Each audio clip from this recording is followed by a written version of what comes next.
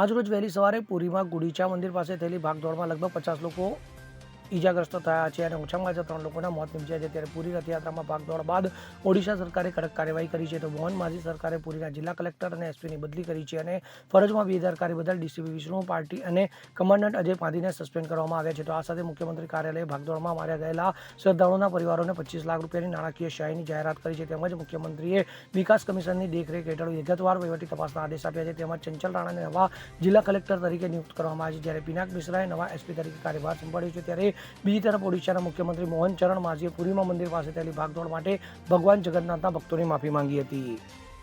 Bureau report CN24 news.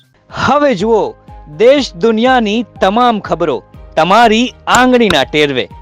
ઉઠાવો mobile અને Google Play Store પરથી ડાઉનલોડ કરો અમારી CN24 ન્યૂઝ મોબાઈલ એપ।